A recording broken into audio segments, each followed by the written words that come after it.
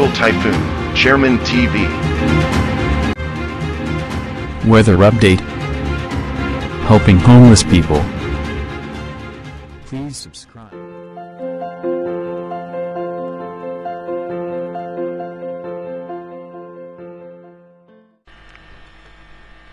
Magandang umaga po. Ito po ang latest update natin ngayong araw, March 6, 2024.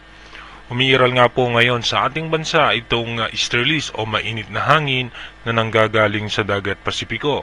Kaya asahan na nga po natin yung maalinsangang panahon bunsod nga ng easterlies.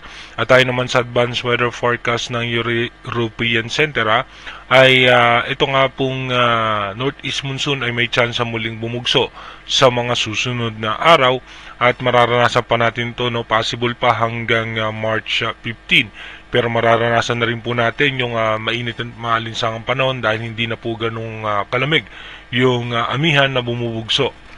Dumako muna tayo sa ating rain map animation kung saan nga yung mga posibleng lugar na makakaranas ng pag-ulan.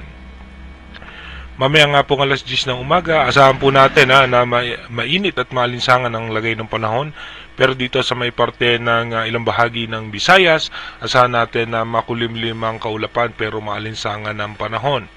At pagdating naman po mamayang hapon, asahan nga po natin, wala pa rin naman po tayo nakikitang posibleng malalakas na pagulan. Pero dito nga po sa may parte ng Visayas, may makulimlim na kaulapan.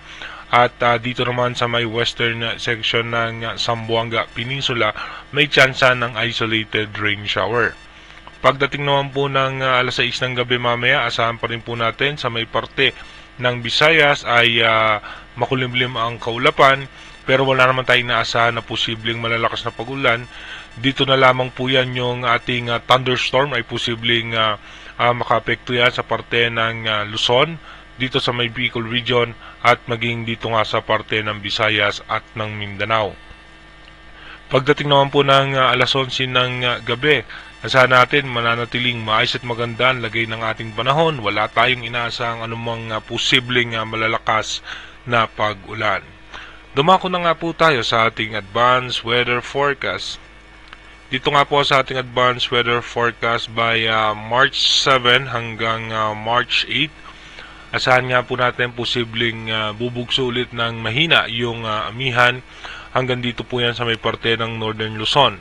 At pagdating naman po ng March 9 hanggang March 10, asahan po natin na magkakaroon ng high pressure area sa parte ng Korea. At ito naman ay magtutulak ng amihan pababa hanggang dito sa may parte ng Central Luzon.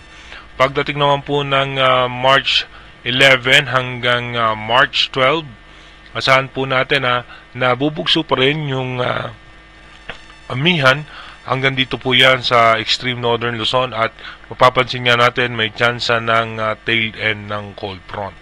At iiral pa rin po yung easterlies o yung mainit na hangin na nanggagaling sa dagat Pasipiko dito po sa may parte ng Visayas at ng Mindanao. Pagdating naman po ng March 13 hanggang 14, asahan po natin na magiging maayos at maganda pa rin ang lagay ng panahon maliban na lamang sa may parte ng Northern Luzon at ng Mindanao na may tsansa nga po ng mga pag-ulan. Magkakaroon po ng low pressure area sa labas ng ating bansa pero ito'y posibleng malusaw rin kagad. Pagdating naman po ng March 15, asahan nga po natin by March 15 may tsansa po ng pag-ulan sa may parte ng Northern Luzon at dahil nga po merong high pressure area na naman na umiiral dito nga po sa may parte ng Japan, ito nga po ay itinutulak po niyan yung amihan para bumaba ng bahagya pero umiiral pa rin po yung easterlies. Again sa ngayon, wala pa rin po tayo nakikitang anumang posibleng bagyo na mabubuo sa loob at labas ng ating bansa na makakaapekto dito nga po sa ating mga lugar. Kaya iba yung pag-iingat pa rin sa ating mga kababayan, bagamat wala pong bagyo, ay magkakaroon pa rin po tayo ng mga tsansa ng mga pagulan at yung pagbugsungan ng easterlies, ito po ay delikado dahil mas mainit pa rin po ang temperatura ng Pacific Ocean na hinahatak nga po nito o tinutulak patungo sa ating bansa. Kaya lagi po tayo mag-iingat lalong-lalo na po sa mga kababayan natin na may mga sakit na high blood na posible nga po no na ito ay magdulot ng heat stroke dahil nga mararamdaman na natin yung alinsangan ng panahon. Mag-iingat po tayo palagi. God bless po sa ating lahat.